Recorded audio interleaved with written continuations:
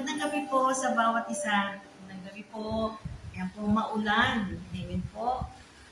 Pray natin na ito ay tumigil na. Amen po. So magandang gabi po at magpatuloy po tayo ulit every Friday dito sa Rema Pills na tayo ay sama-sama na manalangin.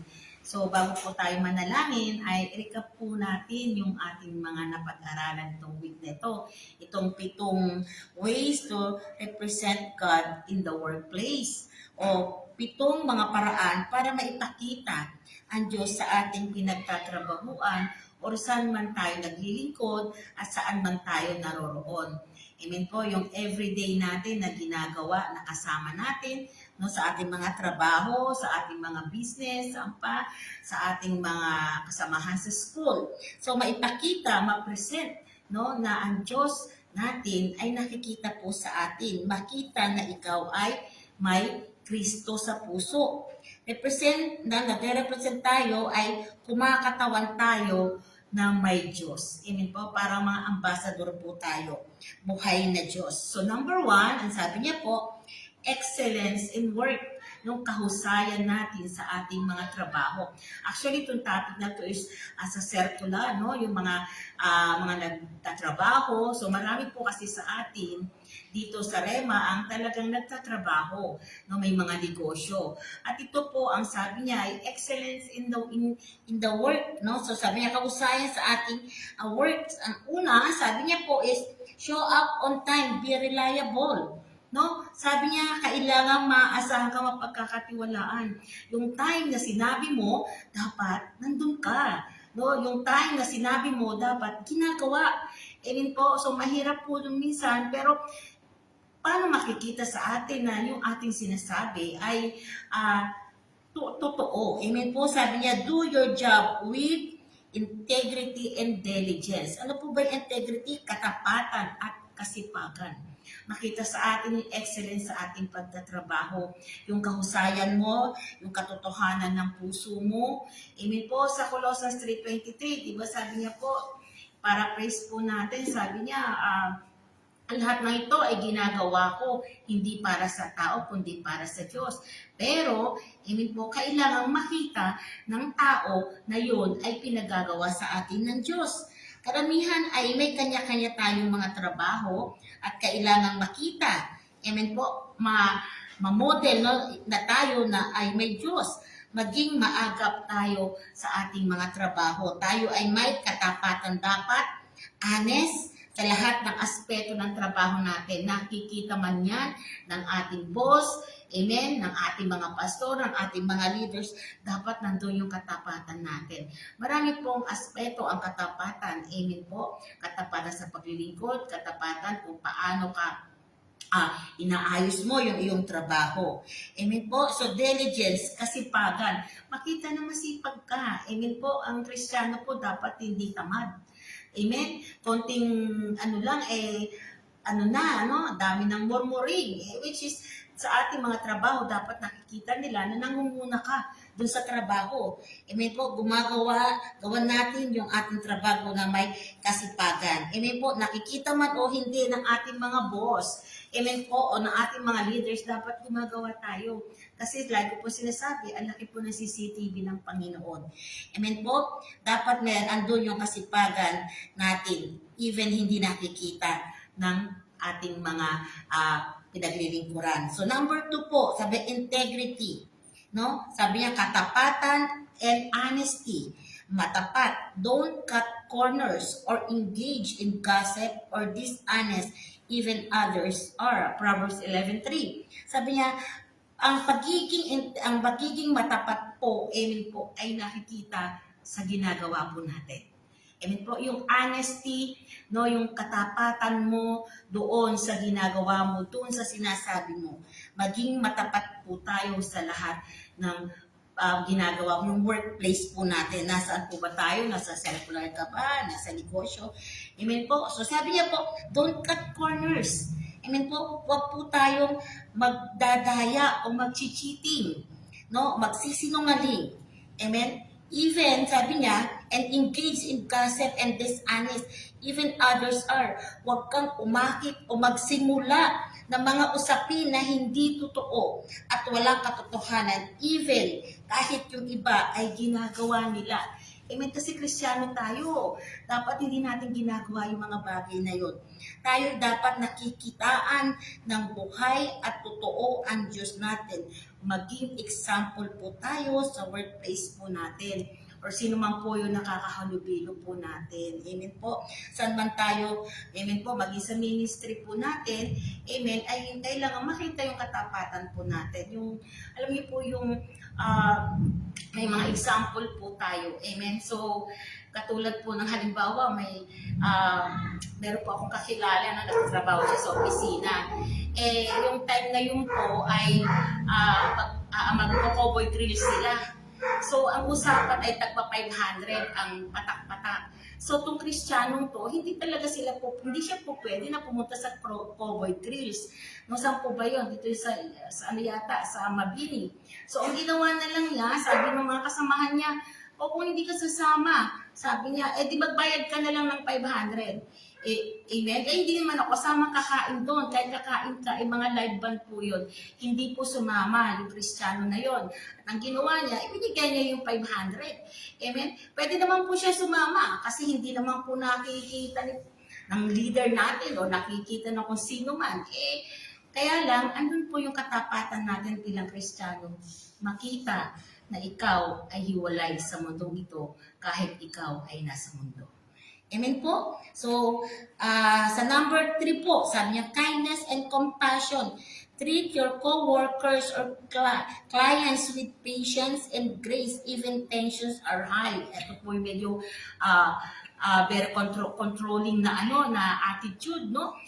Talaga po minsan pagka naandun sa tension, iba. So, kailangan na nandun yung self-control nga po natin. Ephesians 4, verse 32. Sabi niya, tayo ay representante o mapapakita natin yung kabutihan, kabaitan at malasakit sa mga co-workers natin, sa mga katrabaho po natin. Mararamdaman po nila yung kabutihan natin at malasakit. At ito ay nakikita po sa atin. Amen? Hindi po yung tayo wala na lamang pakialam kahit ano pong nangyayari doon sa ating kasamahan. Amen po? So sa atin yung pasensya, no, marami dyan, no? Biyaya dahil nasa magulong sitwasyon ka man, sabi niya, dapat nakikita yung medyo pero mahirap, pero dapat kailangan magkaroon tayo ng self-control. Amen po? So, hindi ko na po babasahin yung Ephesians 4:32, no? Be kind to one another, no? Tender-hearted, forgiving one another as God in Christ forgive you. Nung Diyos nga po ay nagpapatawad. Amen po. So, matuto po tayo na maging marunong magpatawad. Amen po. So, number 4. Humility and servant leadership. Help others without expecting recognition. Lead by example. Philippians chapter 2 verse 34. Paano natin mapapakita na ang Diyos sa atin ay pinagtatrabahoan or saan man tayo po ay dapat merong laging mababa, no? Magpapakumbaba bilang lingkod ng Diyos, willing tumulong ng walang hinahangad or umaasa na papuri at pagkilala. Amen, ginagawa mo yon dahil hindi ka naghahangad na ikay purihin, pagkilala. No, mamuno po tayo, no, mamuno po tayo bilang halimbawa. Amen po? Bilang halimbawa na lingkod ng Diyos. Amen, yung kababaan ng loob, yun po yung importante. Minsan, sa ating trabaho, minsan nakikita mo talagang iba, no, yung ginagawa even sa'yo, no? Pero kailangan nandun pa rin yung kababaan po natin ng loob. Walang hinihintay na kapalit. Amen? Pag tumulong po tayo, amen, ay wala ka dapat inaantay na pabalik sa'yo. Makita na may mababa tayong puso, amen po, kahit sa ating attitude bilang lingkod ng Diyos. Hindi po tayo perfecto, nagkakamali. At kung alam mong maging mababa, amen, makikita ng Diyos yung puso mo. Amen po. So, Proverbs 11:2, kahihiyan ang laging dulot ng kapalaluan, ngunit magpapakumbabay, nagbubunga ng karunungan. So, number 5 na po tayo, prayer. James 1:5, pray over your work, your meetings, co-workers, clients, business plans for wisdom and everything you do. Nung makita na ikaw, amen po, ay nandun yung prayer mo. Amen po, makita man lang, halimbawa po, kakain kayo. No, ikaw yung makita na nananalangin po tayo. Halimbawa po, may mga gatherings. Amen po, ang tatawagin ay ikaw. Kasi alam nila na ikaw ay Kristiyano. Amen, nirepresent mo ang Diyos. Kaya pagdating ng mayroong mga prayers na ganyan, may mga meetings, no, makita na ikaw yung nagre-represent sa Diyos. Amen po. So, yun po kailangan makita ng kapwa manggagawa mo, nandun yung concern mo ng pananalangin para sa kanila. Amen po. Sino man, sabi niya sa James 1 chapter 5, sino man ang kulang sa karunungan, humingi tayo ng karunungan sa Diyos. Ibig nahihirapan po tayo, no, ang Diyos po ay magbibigay sa atin ng karunungan. So number 6 na po, kasi mahaba po ito. No? Number 6, sabi niya, planting seed when you can. 1 Corinthians 3, 6, 7. Ang trabaho po natin ay magtanim. No? Yung seed, yun po yung Word of God. Amen po, ang tamnan, ang ating mga nakapaligid sa atin, sa workplace natin, kung nasaan man po tayo, marinig, ma-share ang salita ng Diyos sa kanila. Amen po. Itanim mo to. Amen. Ikaw yung mag-umpisa na mag-open. Amen. Hayaan natin ang Diyos ang kumilos dito. Ang mahalaga na ibahagi mo ang salita ng Diyos. At bahala po ang Diyos doon. You cannot always lead someone to Christ, but you can lead seeds giving encouragement. Amen po. Kindness and showing love and hard moments. Yung pong mga salita ng Diyos na naishishare mo, hindi mo alam, lumalakas na sila. Yung binibigay mo ng mga encouragement, mga kwento patungkol sa Diyos, patungkol sa kabutihan ng Diyos, hindi mo alam na i-encourage na sila. Nagkakaroon na sila ng panibagong sigla. Even though yung time na hindi mo alam na may pinagdadaanan sila, pero dahil ibinigay mo yung salita ng Diyos, nagkakaroon sila ng pag-asa. At tayo bilang mga Kristiyano, tungkulin po natin yon na ibahagi ang salita ng Diyos. Amen? Hindi mo alam yung kasama mo, amen, ay gulo na sa buhay. Pero dahil nandun yung desire natin na ihatid ang salita ng Diyos sa kanila, nagkakaroon sila ng panibagong buhay. Yun lamang po at salamat po. Ito po si Pastor Eli. Amen. Thank you, Pastor Leia, sa pagre-review mo sa amin sa buong linggo. At ayan po, sa bawat isa, isang maulan na Biyernes po sa atin. Sama-sama po tayo ngayon dito na muling magpupuri at mananalangin.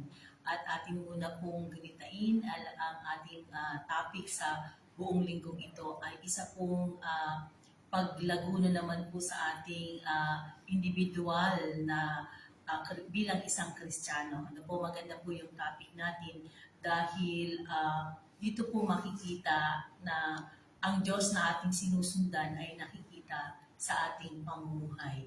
Dahil sa 7 paraan na ito, ways to represent God in the workplace. Kung saan po tayo itinalaga ng ating Panginoon para po sa layunin niya sa bawat isa sa atin ay makita bilang kinatawan ng Panginoon. Ano po? At yung nga po, nagpapakita lamang sa ating mga narinig na mga katuruan sa 7 ways to represent God in the workplace ay nakita talaga sa atin yung ating Diyos na buhay ay nakikita mismo sa iyo. Sabi nga niya po sa Matthew chapter 5 verse 16 sa King James Version, "Let your light so shine before men, that they may see your good works and glorify your Father which is in heaven." Sa Tagalog po, sabi niya, gayon din naman, dapat ninyong paliwanagin ang inyong ilaw sa harapan ng mga tao, upang makita nila ang inyong mabubuting gawa at luwalhatiin ang inyong amang nasa langit.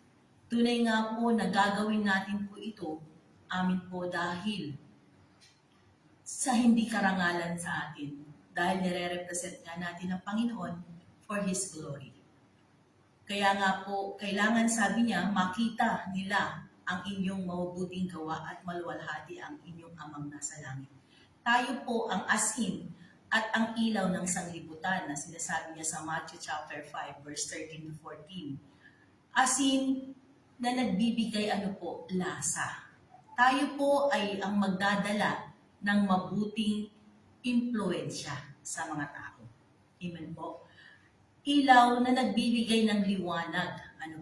Nagbibigay ng ilaw, sa magitan po ng ating pananampalataya sa ating Panginoon, sa ating mga gawa.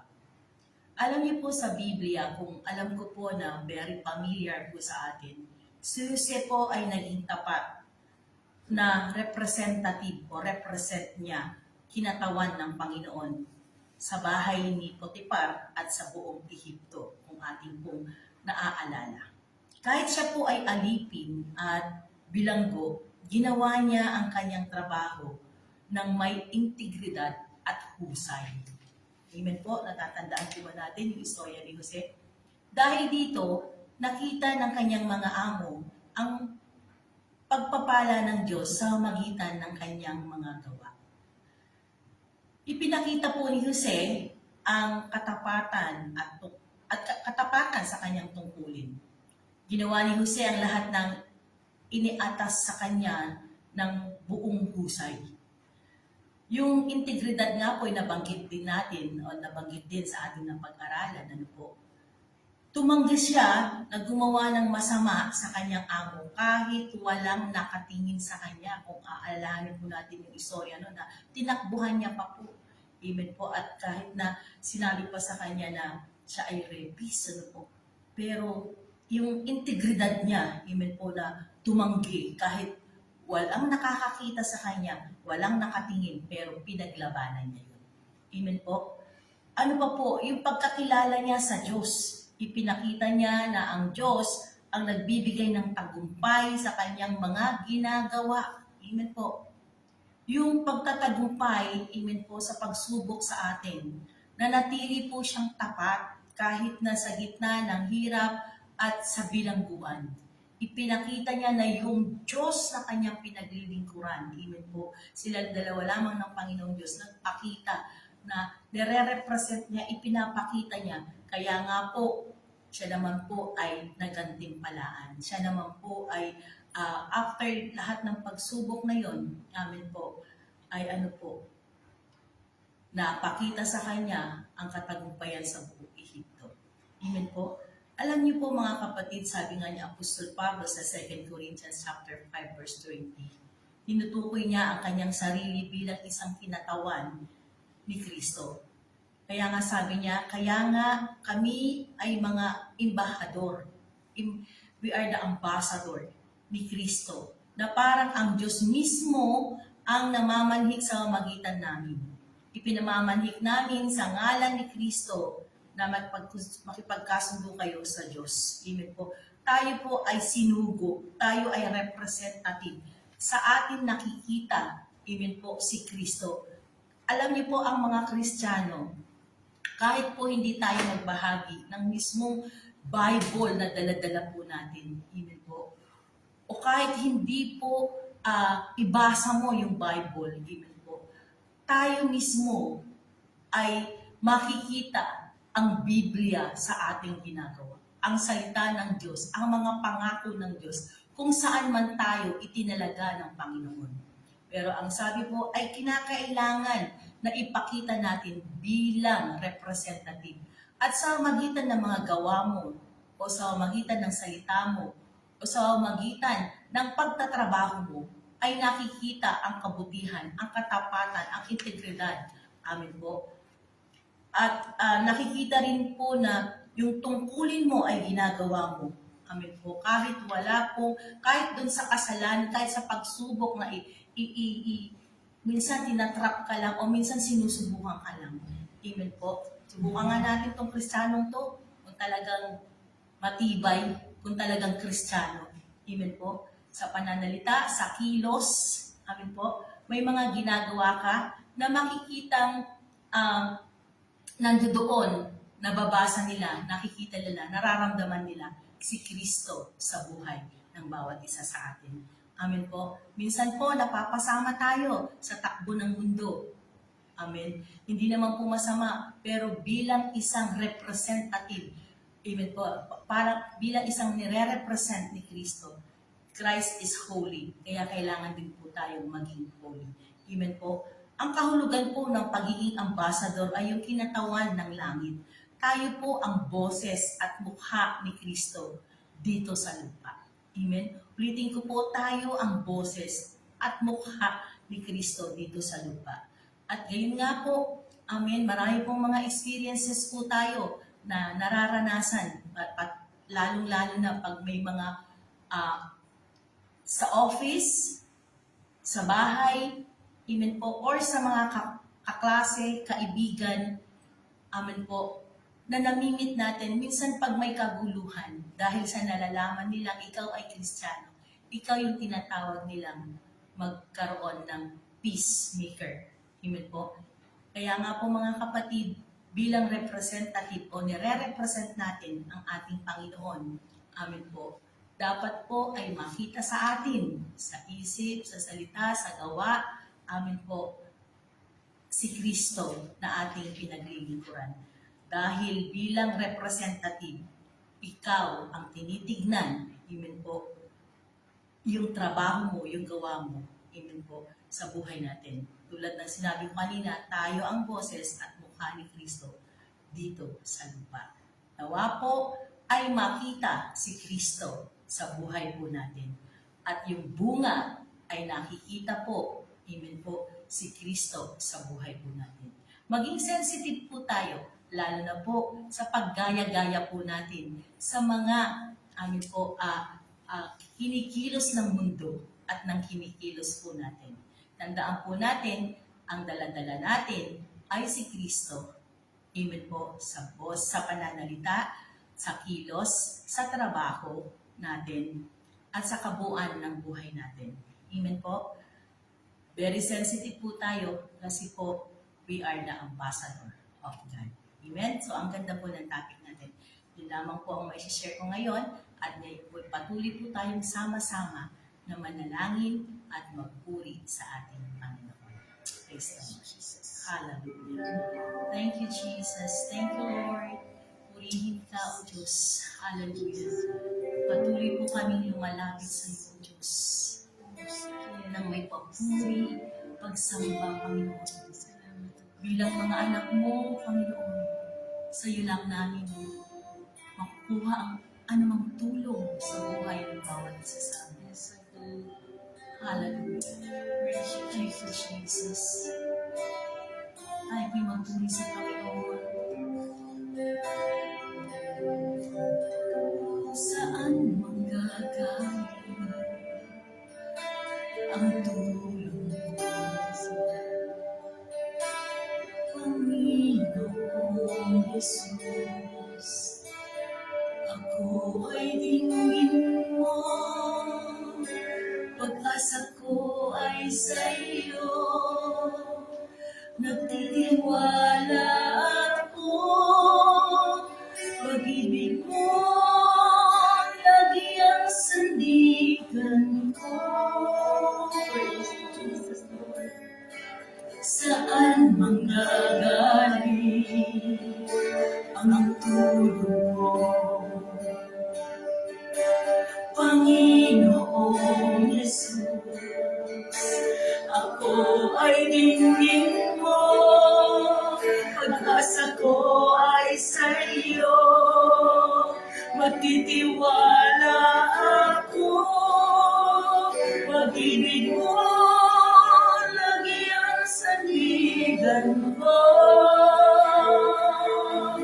Ang ngalan mo ang tatawagin ko.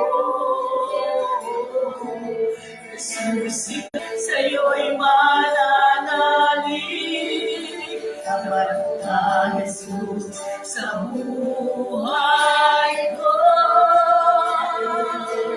Jesus, ikaw ang pinanay.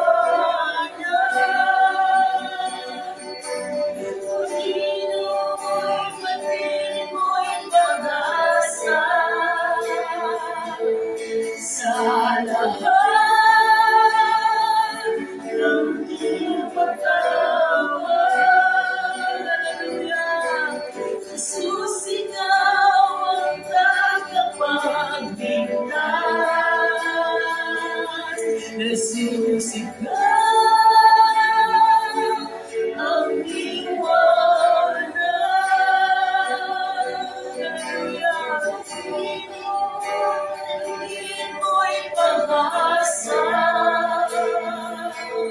sa lahat ng tumatawa. Yes, Lord. Jesus, ikaw ang tagapagligtas. Ngalan mo ang tatawagin ko. Jesus, ikaw ang kalakasan ko. Pinuno ng iyong pag-ibig, sa'yo'y mananalig. Dapat ka, Jesus, sa buhay ko. Ang ngalan mo ang tatawagin ko. Jesus, ikaw ang kalakasan ko. Pinuno ng iyong pag-ibig, sa'yo'y mananalig. Tapat ka, Jesus, sa buhay ko.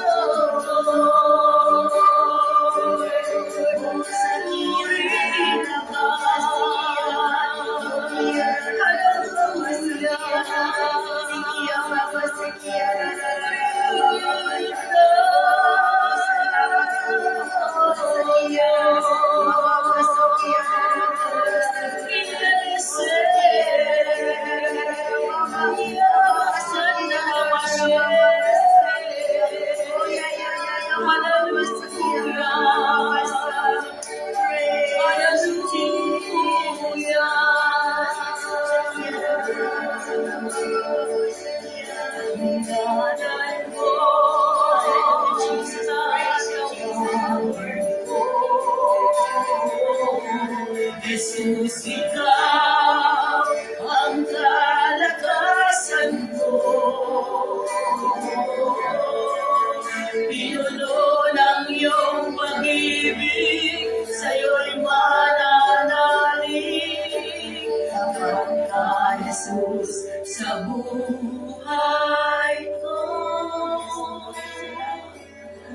Ngalan mo ang tatawagin ko. Jesus, ikaw ang kalakasan ko. Pinuno ng iyong pag-ibig, sa'yo'y mananalig. Tapat ka, Jesus, sa buhay ko. Praise you, Jesus. Yes, Lord. Hallelujah. Salamat po, Panginoon. Ang katapatan mo sa bawat isa sa amin, O Diyos.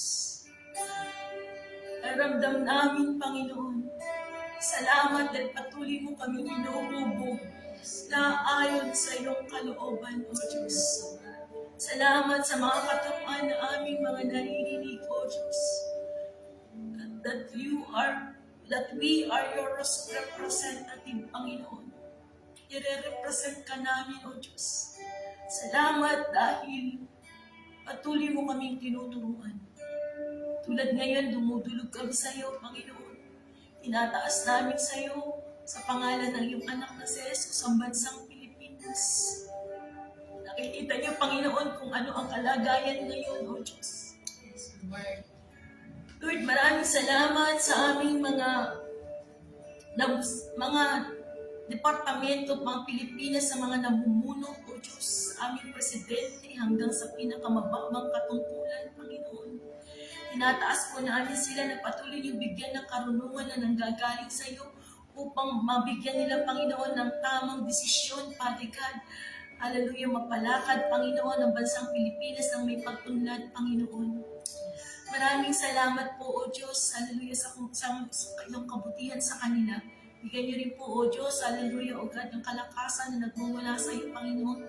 Good health, Father God, upang mapamunuan nila ng maayos ang bansang Pilipinas. Lord, at ang kalagayan ng bansang Pilipinas ngayon, Father God. Maraming mga naapektuhan, Panginoon, O Diyos, ng mga bagyo o hanging habagat, Panginoon.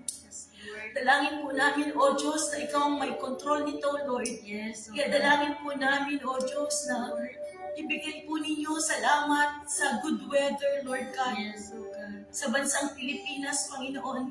Marami na pong naaapektuhan, Panginoon, na nababaha, O Diyos, hallelujah. Wash out ang kanilang mga bahay, Panginoon. Yes, At iba-ibang trahedya nararamdaman, Panginoon, sa anhin ng bagyo o habagat na ito, O Diyos. Lord, salamat po, Panginoon, O Diyos, dahil ikaw ang nagbigay na ng good weather. Inaangkin po namin ito, O Diyos, yung panahon na kailangan po namin sa aming pamumuhay, O Diyos, ay angkin po namin, O Diyos, sa pangalan ni Jesus. At patuloy namin sinasaway anumang klase ng trahedya, bagyo, paguluhan, sa pangalan ni Jesus, sa bansang Pilipinas, kahirapan, kawalan, kasalatan, sa pangalan ni Jesus ay sinusuway namin, false religion, false doctrine, sa pangalan ni Jesus ay sinusuway namin, drug addiction, sa pangalan ni Jesus, corruption, walang pagkakaisa, pagmuluhan, pag-aaway-away, sinusuway namin sa pangalan ni Jesus. At patuloy namin pinakakawalan, Panginoon, O Diyos, hallelujah, Panginoon, ang salvation, Panginoon, Shemen, repentance, Father God, sa mamamayang Pilipino, Panginoon, nagpapakawala rin po kami, Panginoon, O Diyos, hallelujah, ng control mo, kapayapaan, Panginoon, O Diyos, magkakaisa, O Lord God, pagmamahalan, magpapakumbaba, Panginoon, O Diyos, sa bansang Pilipinas, O Lord God. At salamat din, Panginoon, sa prosperity, O Lord God, ang ginhawaan, Panginoon, hallelujah, ng bansang Pilipinas, Panginoon. Patuloy din po namin pinakakawalan, O Lord God, hallelujah, ang patuloy, O Diyos, ng pagkakaisa mo at patuloy, Panginoon, hallelujah, na kapayapaan sa bansang Pilipinas. Ang prutas ng Espiritu ay patuloy namin pinakakawalan, ang love, joy, peace, patience, kindness, goodness, faithfulness, gentleness, and self-control. Maraming salamat po, Panginoon, pinagkakatiwala namin ito sa iyo sa pangalan ni Jesus. Salamat din, Panginoon, sa pangalan ni Jesus sa mga nagbibigay, O Diyos, ng mensahe sa Rema Philippines sa aming Bible study everyday, Lord God. Salamat sa mga mensahe mo na siya nagbibigay ng encouragement sa bawat isa sa amin. Na-equip, Panginoon, hallelujah, ang buhay spiritual, O Lord God, ng bawat isa, ang paglago, Panginoon, ng bawat isa, sa mga naririnig po namin, O Diyos. Lord, dalangin din po namin ng mga nagbibigay ng mensahe sa iyo, ang aming mga kapasturan, na patuloy niyo silang bigyan ng karunungan na nanggagaling sa iyo, protection, Panginoon, hallelujah, and bless them, O God, sa buhay nila at kanilang ministeryo, Panginoon. Salamat po patuloy at patuloy pa rin po kami bigyan, Panginoon, ng mga mensahe na nanggagaling sa iyo, O God. Salamat po, Ama. Pagpalain ninyo, Panginoon, ang Rema Philippines everyday na Bible study namin sa pangalan ni Jesus. Lord, maraming salamat din sa aming mga kapatiran, Padre ka na nasa abroad, Panginoon. O God, tunay nga sinabi mo, kami ay iyong pagpapalain sa labas at sa loob ng iyong bansa, O Diyos. Dalangin din po namin, Panginoon, na bigay mo po sila, Padre ka ng kagalakan.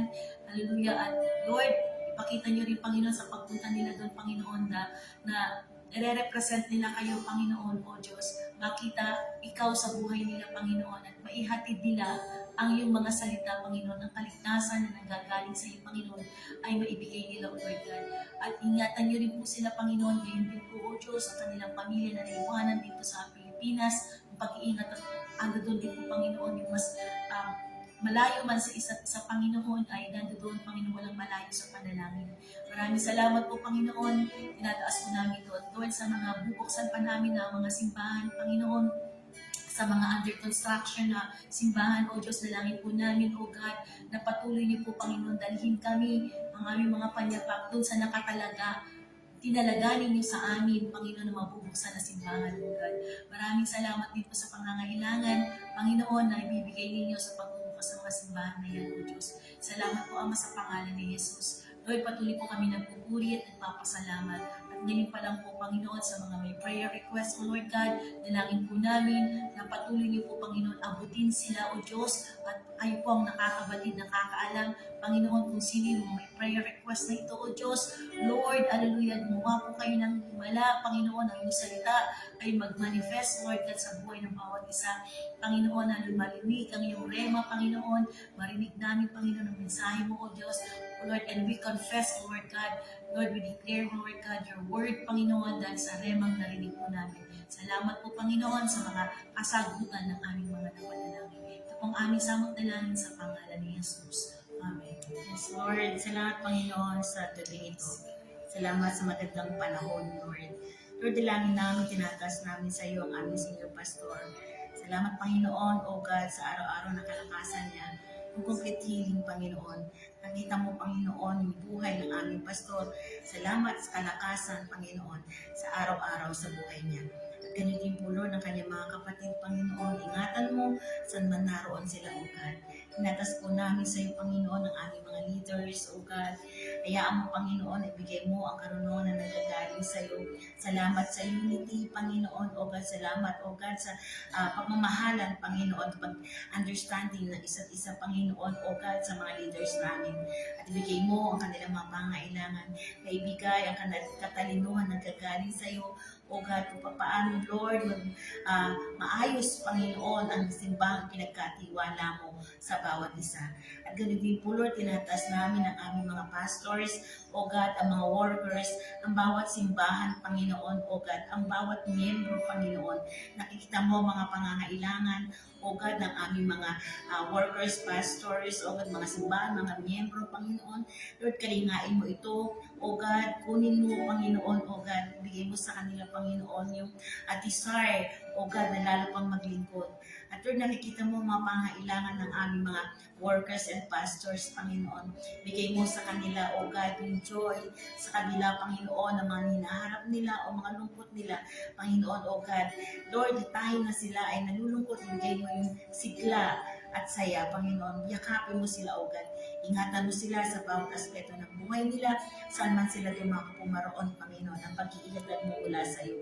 At ganun din po, Lord, ang mga pangangailangan, O God, ng bawat isa, Lord, mga workers, ng mga pastors, ganun po ang mga churches, ang mga miyembro, Panginoon, at sa mga nakikinig ngayon, O God, na hindi man kasama, Panginoon, O God, ikaw ang sumagot ng kanilang mga pangangailangan, ng kanilang mga panalangin, Panginoon.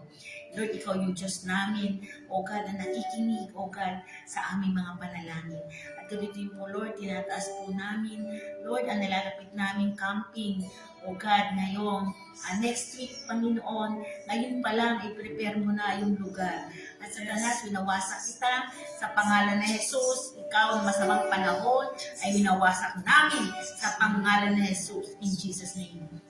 At Lord, nagpapakawala kami, Panginoon, O God, ng magandang panahon, Panginoon, O God. Yun po yung kailangan pa na ng Pilipinas, Panginoon. At sa camping namin, ikaw ang siyang makuna. Bigay mo, Panginoon, yung bawat isa sa amin ay marinig ang rema, O God. Salamat sa mga financial na pangangailangan na kakailanganin ng bawat outreaches, ang pag-iingat na nagmumula sa iyo. Salamat sa maraming bagong kaluluwa na ipagkakatiwala mo sa bawat outreaches, Panginoon, na madadala ngayong camping. Lord, mula pa lang sa umpisa, Panginoon, O God, ikaw na ang kumilos, O God, hanggang sa matapos ang aming camping. At Lord, lahat na magsasalita, Panginoon, hayaan mo na maihatid nila upang maging kalakasan ng aming buhay espiritual, Panginoon. Lord, ibigay mo sa amin, Panginoon, yung pagkakaisa, O God. Lord, na ikaw lamang yung makita, Panginoon. Hayaan mo, O God, na ang unity, Panginoon, Lord, ay maganap sa bawat isa sa amin, Panginoon. Salamat, Panginoon, patuloy mo kami, O God, na iniingatan, patuloy mo na pinapaalam ng mga tama at mali sa buhay namin, Panginoon. Lord, salamat, Ingatan mo ang bawat isa sa camping, Lord, na mabusog kami ng iyong salita, O God. Salamat, Lord, dalangin namin ito sa iyo at lahat ng pangangailangan, O God, ng simbahan ng Rema, Panginoon, O God. Salamat sa katugunan. Maraming salamat. Ito po kami sa dalangin sa pangalan ni Jesus. Amen. Tayo po'y muling magpuri sa Panginoon. Pupurihin ka, O Diyos. Purihin ka, O Diyos. Ang aming alay ay pagsamba. Kalwalhatian, buong karangalan, kapangyarihan mo'y walang katulad. Pupurihin ka, O Diyos. Yes, Lord. Ang aming alay ay pagsamba.